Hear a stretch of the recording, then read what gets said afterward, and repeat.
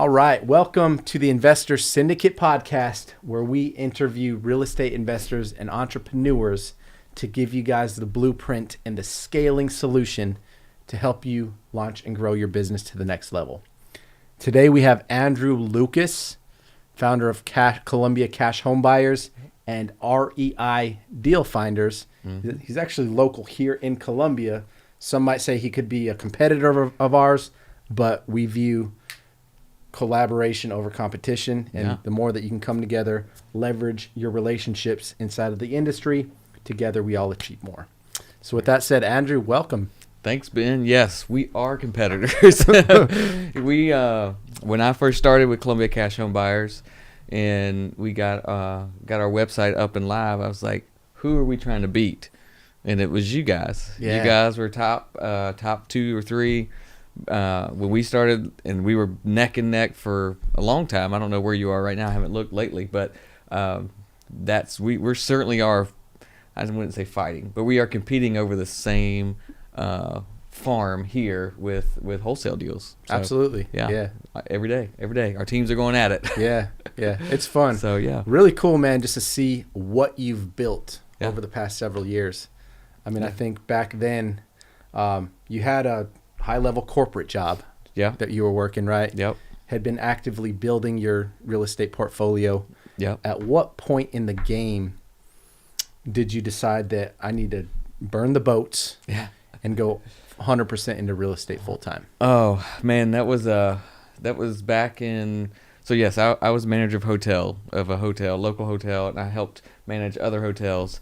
And it was a great job. I thought that's where I would be forever. But I had slowly accumulated, me and my wife, a couple of rental houses. I'd say it was like a retirement plan, because in the hospitality world, you don't really have like 401ks and stuff like that. So I had a house. I was like, well, in 30 years, it'll be paid for. I got a pretty good deal on the mortgage. And the tenants will pay for 30 years, and then I can retire, and I'll have some cash flow.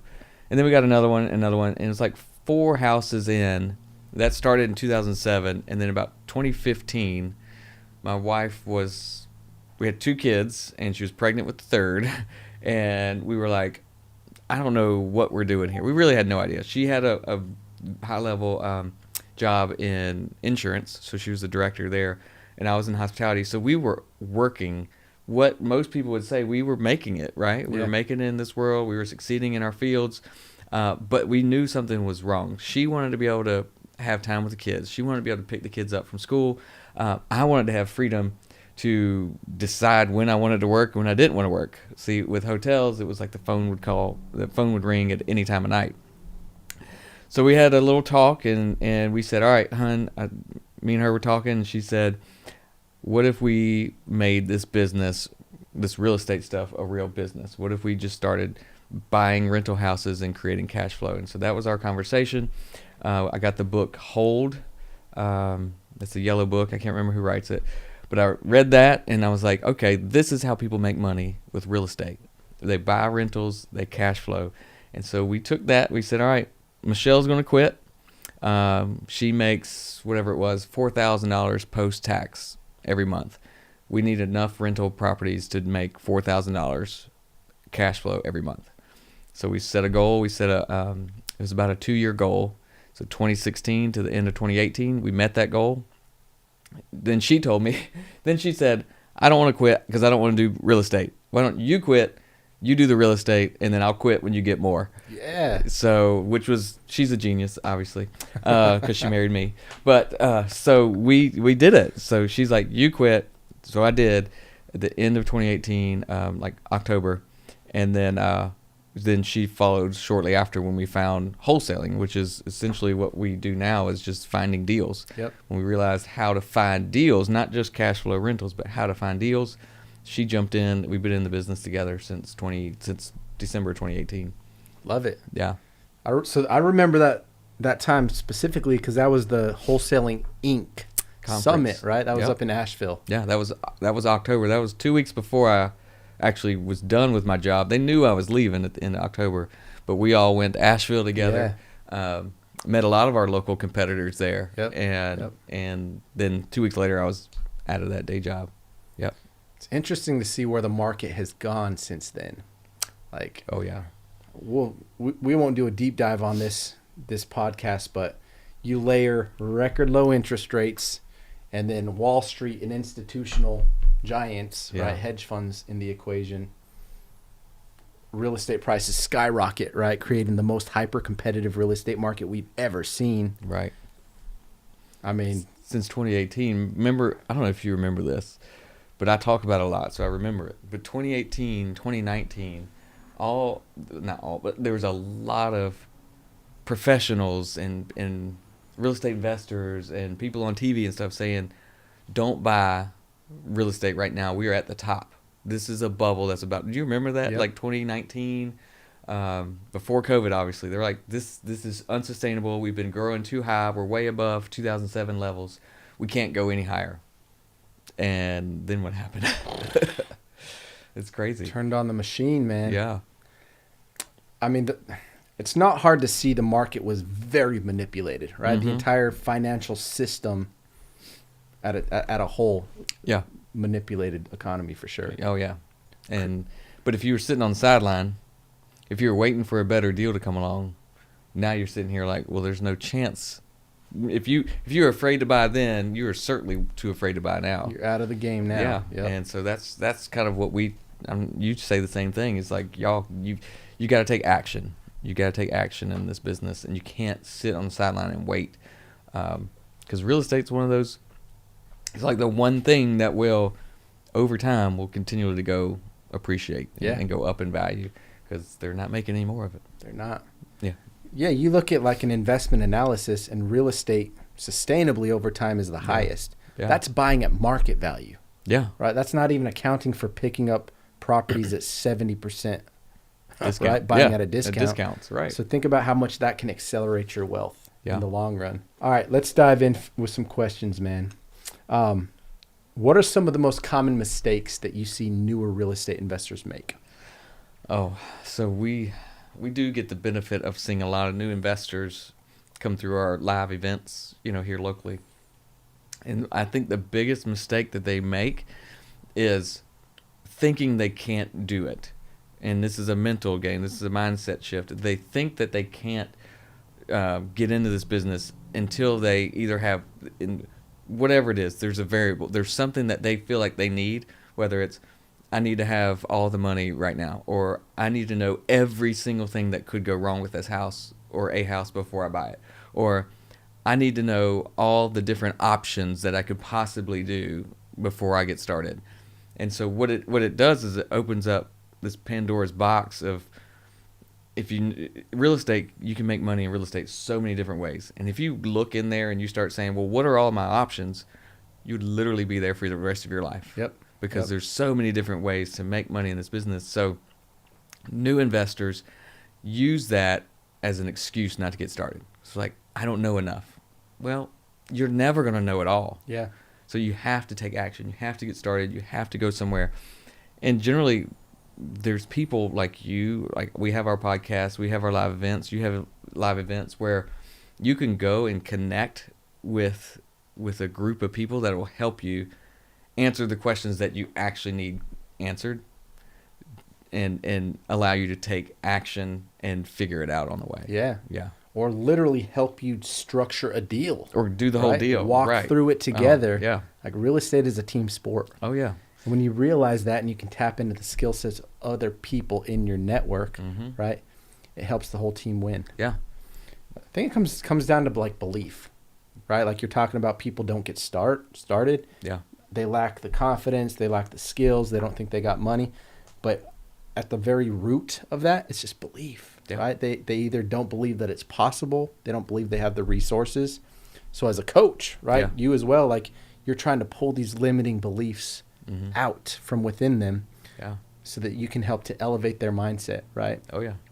I think if I've learned anything in this industry, in the process of growing a business, if you don't believe something is possible, then you're going to cancel any opportunity of succeeding in that, right? All your opportunities are gone. Yeah. You've got to, and, there's all those excuses, that someone looks at you and says, well, Ben is, so handsome. Of course he got that deal. I would never get that deal. Or Ben has all the connections in the world.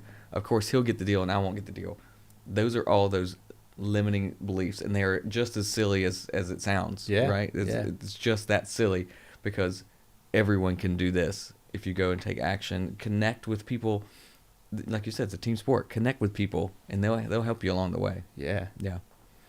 So you've seen a lot of different facets and a lot of different sides inside of the real estate investing space, right? You've seen wholesaling, fix and flipping, obviously buy and hold investing. You got a couple multifamily units under management. And obviously, I think the answer to this is going to be different based on the season. Yeah. But when you look at the bottom line and the amount of effort that you put into each endeavor, which one of them would you say is your sweet spot where you've been able to pull out larger returns on investment than any other side of that vehicle? I would say our wholesaling, our marketing, we basically call it a marketing business. Yep. It's where we go find deals. That's our deal finding operation. That is probably the best run business. However, it's that way because I'm not in it. Yeah. When I was doing acquisitions, my personality type is, Michelle could tell you exactly what it is, but essentially, like, I don't want a whole lot of conflict. I'm like a middle child where I want everyone to be happy. And what happens in acquisitions, as I'm in that seat, I end up, even though this person might accept $50,000 for a house, I know I need to get it under $60,000. I end up saying, all right, I'll pay you, 56, 57, where I could have got it at 50, because that's my personality type. I want to give them more. That meant essentially every single deal that I was bringing in, we were $5,000 short on what we could have been. Yeah. If you quantify that equals a lot of revenue that me in that seat was losing. So the reason that business is now our best run business is because we found the right people to drive those positions. We have an incredible acquisitions, dispositions manager, and they run that machine. What I contribute to it is the deal finding aspect. So where do we market? How do we connect? The referral net that we've created here locally. Yep. That's what makes that business our best run business. That's big. That's big. Finding the right people. Oh, yeah. And making sure that they're in the right seats. Mm-hmm. Even if it's like, I give this, I'm helping people, like, if you're starting out on your own, of course you're doing all the seats, right? You're doing it all. Yep. But you've got to be aware and have self-awareness to know where you are failing your business. Yep. And that's the seat you get out of first. Fire yourself Immediately. Yeah. Yep. Because that's the only way the business is going to grow. 100%. Yeah. Even though that's kind of the fun part, right? Acquisitions is like, that's what everybody wants to do, is go get the deal. But I was not the right person. I don't enjoy the acquisition seat as much. There you go. Like the jumping in the car, having to travel, disrupt my schedule and routine. Yeah. I feel like it kind of blocks out my day. That's true. But yeah, I've always, acquisitions was one of the first roles that I just handed off. Go. Right, let's assist. Yeah. Yep. See, you were self-aware enough, and that's why you're still around. That's why your business is still going. Yeah. I mean, how many people will sit in that seat and stay in that seat until their business dies, and then they're not here anymore? True. That's essentially what happens. So when hiring, right, or when looking to build a team, what processes or what skill sets do you guys look for, and how do you bring them through that to identify if they're a good seat for your company culture? Yeah, we use the DISC test, which is a personality profile. My wife is trained to read those things and understands all that. So, of course, that comes from the corporate world. Yep. So we look at resumes. We put a little bit of weight in the resume and the experience, but honestly, it's like I don't even care what's on the resumes anymore until I see that DISC test and see if their personality profile will fit the job we're looking for. And we've made that mistake before. We're like, man, this girl has perfect experience. She's done stuff just like this. Let's bring her on. Even though her personality profile is a little off, what ends up happening is that person doesn't perform. There's some issues, and then you've got to replace them, right? Every time. So the DISC profile is where we start, And then it's company culture, which you Yep. said. And so our company culture, we, have it on our websites. Everything we talk about is our company culture is a family atmosphere. Yep. We love the Lord and we pray every morning, right? So if you come in and you don't fit that, then you're not going to be comfortable, and so you probably aren't going to stay. So Michelle deals with HR, so I don't know how we say that in the HR world. Yeah. But that's just we are who we are, and our best hires come from people who already know who we are. They come from within some sort of sphere. They may not be our friends, but they know us through our connections. Somebody referred them to us because they thought they would be a good fit. Everyone, I think everyone that works for us now, yes, has come through a referral, or we had conversations this morning. They were like, "Oh, yeah, I slid into Michelle's DM, asked if y'all were hiring."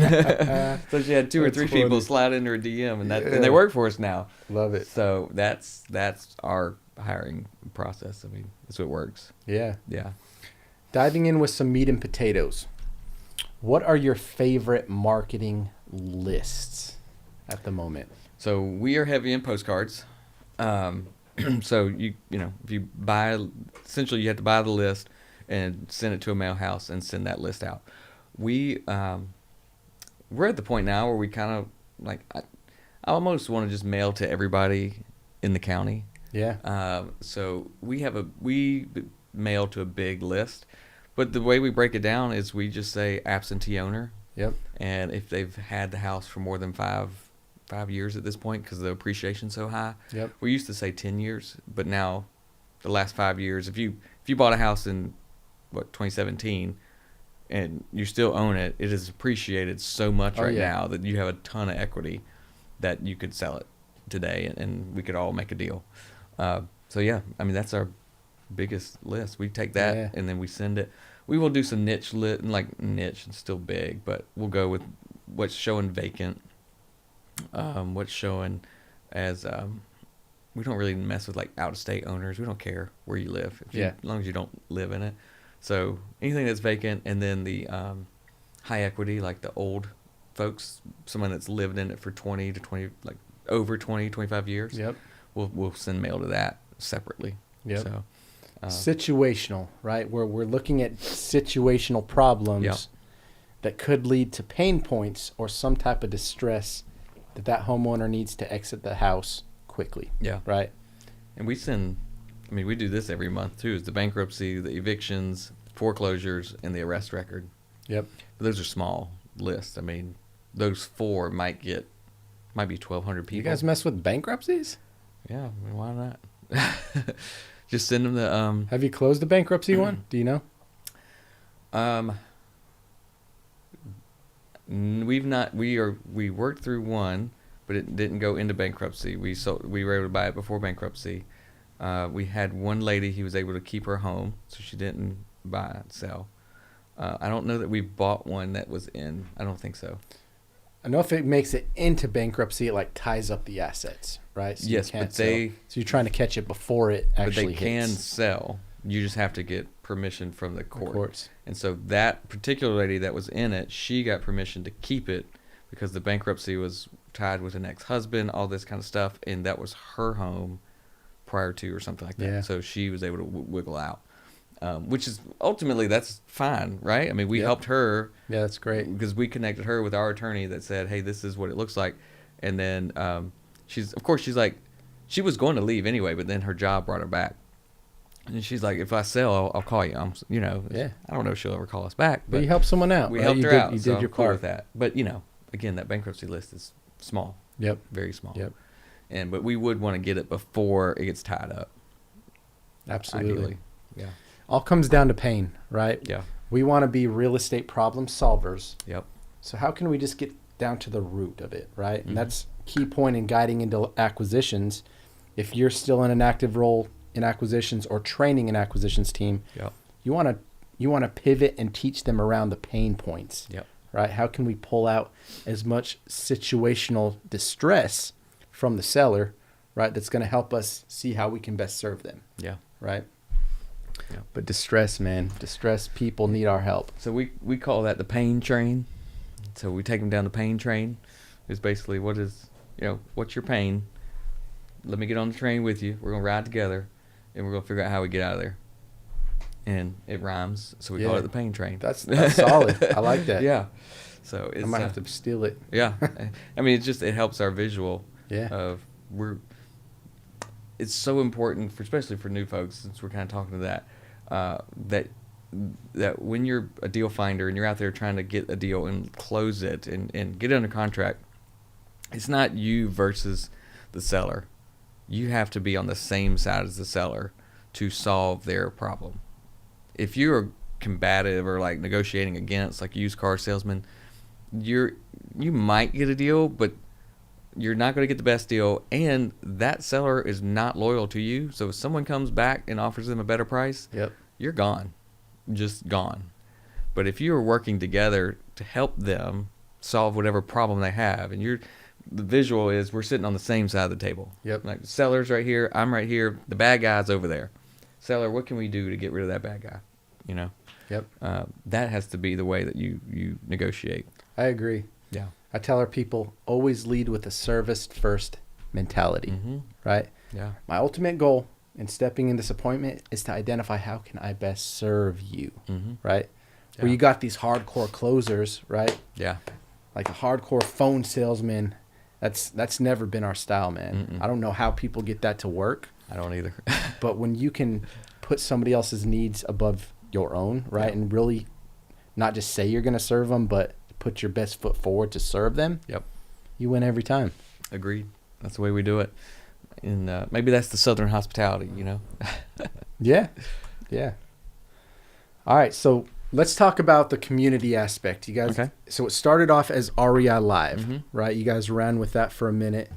Recently made a shift in rebranding. Yep. So now we got REI Deal Finders, right? So that's across the board. REI Live is no longer in the mix. Yeah. So what we found is that REI Live didn't really speak to who we were and what we were doing. Yes, it was real estate investing live because we had live events. Yeah. But we're not just entertainment, right? It's not like a TV show, right? It's not just live events. So what we kind of had a heart to heart with our team, like what are we actually doing? What are we trying to help people do? And it's find deals. I mean, that's all we talk about. That's all we try to push people to take action to find deals, and that's what we coach on. And so that's where the brand came from, Deal Finders. So, I love it. I think it's rock solid. Like I look at it, I'm like, Deal Finders it's clean. Yeah, but that's what we do. It's a call to action. It was hard to leave the old brand because we were using that for 3-4 years. Yeah. But this speaks to more of who we are. Yep, I love it. And who we serve. So yeah. So a lot of the network that you guys have cultivated here locally, right, helped a lot of investors get started, probably close their first deal or close their biggest deals. What amount of strategic partnerships have you seen come out of your inner circle network? Probably almost more than any other lead source when it comes down to it, right? Yeah, it's been phenomenal. Building the community, being part of a community that's bigger than our community, right? So we have our community that meets all the time, right? Once a week, we're doing something. But then within that, there's our community, then there's your community, then there's someone else's, and so so we all are mixing and mingling. And what it creates is an environment where people help each other and people come together and get deals done. And so our actual revenue for the Columbia Cash home buyer side, so like our marketing source, we actually are doing 25 to 30% revenue from networking and referrals. So networking straight from these type of things, right? Our live events, going and meeting people, telling them that we buy houses and asking if they know anybody else or know someone that wants to sell a house. Those type activities provide 25 to 30% of our revenue, and there's zero paid marketing for that. That's incredible. Yeah. It is. I mean, and that's what we teach people in Deal Finders is to start with that. Start with that lead source that is free. Yep. Most of the time free, maybe small amounts of pay. They get into a group or something, but essentially free. And when you have a referred deal or a connected deal, usually you're the only one that knows about it. It's usually the best deals that And come it's from that. usually the most juicy deals. Yep. Because you are the only one that knows about it. You're the only one talking about it. Aunt Susie or your neighbor next door, whatever that connection ends up being. Or even your termite guy or something, Your termite right? guy, Just whoever a it is. warm handoff, right? Yeah. Warm referral. They are your warm handoff, your referral, like you said, and you're the only one on that deal. You're not fighting for it. Yeah, You're not fighting those hedge funds. I agree. Yeah. So that's where we like to start people. That's where we started, and honestly, that's where most of the people that I talk to, that's where they got their first deal. Yeah. That somehow, some way, it was referred to them, or they found it like in their neighborhood. And so we came to this conclusion after coaching people one-on-one for a while, seeing other people's success, like talking to people like you, and like just asking. I just started asking, where'd you get your first deal? And 9 times out of 10, it was a realtor told me about it. It was in my neighborhood. It was my mom's sister who passed away. Like all these really close connections. Yeah. It's how we all got started. That's how I got started. Yep. So that's what we do in Deal Finders. Yeah. If you're in this industry and your immediate sphere doesn't know what you do, you're missing the mark. You're in trouble. You're leaving way too Yeah. much opportunity on the And table. with social media, everyone should know what you do. Yeah, Mm-hmm. I agree. So what's your big, grander vision for where you guys want to go in the future? You could say your 10-year plan, 5-year plan. What is the end game for Andrew Lucas and Deal Finders organization? The end game, I don't know. So we have been talking a little bit about like what is retirement kind of look like? Like, will we retire? Will we just do this forever? Because this is fun. That's a scary conversation to have, man. Like, Yeah. are we getting old? Yeah, no, but we are. Yeah. We are getting old. So we love what we do. We enjoy this, especially when times are good. It's a lot of fun. It can be stressful when times are tough, Yeah. but we have a great team. We love the people we work with. So we're not talking about winding anything down. What we're talking about now is building it all to last beyond us. So not necessarily like when we die, but like if the businesses that we have running, the real estate brokerage and the flipping business and the marketing arm, if they can go without us, Yep. then we have the freedom to do whatever we want to do. We can go live in Mexico for 2 months if we want. We probably won't, but we have that option. So that's kind of where we're building towards, is having the business be able to go without us. I did float the idea that in 12 years, I'll be 50, and my youngest will be in college, so we'll be empty nesters. Said, wouldn't that be cool if in 12 years we could just say, we're out of here, do whatever. So that's not a plan. We haven't set it in plan, but that is kind of, I just floated that out earlier this year to Michelle, and I said, maybe that's something to shoot for. Yeah. But as far as bigger vision, we will continue to coach as many people as we can. Deal Finders, I love, as we were talking about earlier, I love seeing more people get to that next step, see the aha moment, get a deal, get their second deal, and move on and build a business. So I love seeing that. We'll continue to grow that. The wholesaling arm, I think we have a really good business. We're trying to grow that incrementally every year. Flips, I'm not really loving flips. Not in this market. So we'll see. Those come and go. We'll see what else is out there. I love it. Yeah.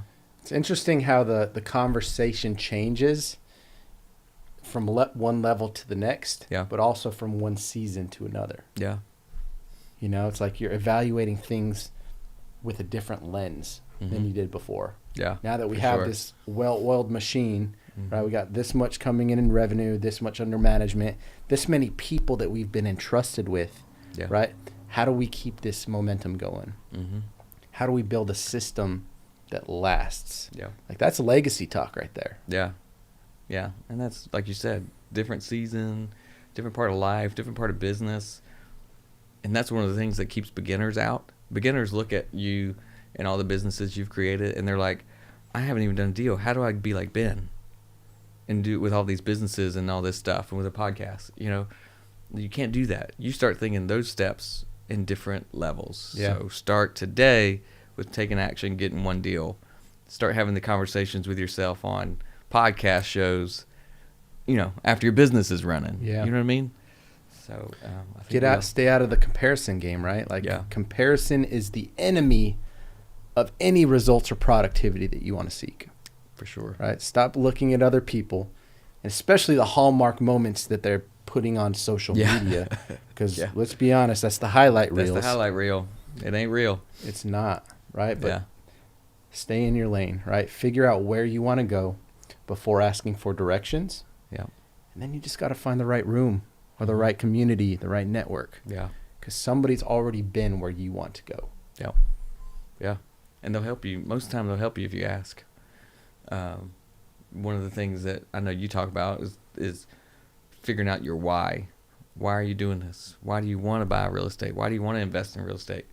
If you figure that out and you share it with people, they'll help you. Yeah. Generally, if you are genuine with them, they will most likely help you. Agreed. Yeah. Yep. Be a good person. Put other people, not in front of yourself, but figure out how you can add value to somebody that's already making moves, right? Instead of just like a consumer mentality. Yeah. What can I take from this person? Yeah. Or what can I get from this conversation if I take them out to lunch? Yeah. When we're trying to consume, it's almost like you're a leech, right? Just trying to pull all the resources and nutrients out of a situation or relationship. But when you flip that to, hey, how can I add value to what they're already doing? Yep. The entire conversation changes. Oh, yeah. 100%. Absolutely. Love it. So for our audience, where's the best place that they can check out Andrew Lucas? The best spot would be Deal Finders, not Deal Finders Live, dealfindersclub.com. So if you go there, that's a link to our Facebook page, Meetup page, YouTube page. Everything is there. You can fill out contact me forms. You can download stuff. That's where everything is. Super. Yep. And if you're in our local market or anywhere near and you want to come to one of our events, Deal Finders Live is open. It's free. You can come by. It is a lot of fun. So, love it, man. Yeah. Appreciate you coming by and sharing the nuggets. Absolutely. This was a lot of fun. I enjoyed it. Maybe next time we'll write on the board. We need to. we could collaborate on a training, man. Yeah, for sure. I think that'd be really cool. Yeah. Right? Figure out like unique ways that we can hybrid and, just create one YouTube video. That'd be a lot of value that we could do. Yeah, we could. We should get that on the calendar for next month. No reason not to. Throw it out there, and like we've been talking about the whole time, it's about trying to help people. If everybody knew what we know, like and believed that they could do it, it's that belief, then there would be so many more people doing it. There would be so many more opportunities, and it's a better life when you can control your finances. Yeah. Yeah. So I agree. I wish more people would listen to themselves and believe in themselves to do it. So yeah. Love it. With that said, you guys get out there, stay consistent, be a deal finder. Be a deal finder. Love it. Thanks for listening to the REI Deal Finders podcast. You can find out more and apply to be a part of the REI Deal Finder community at reidealfinders.club.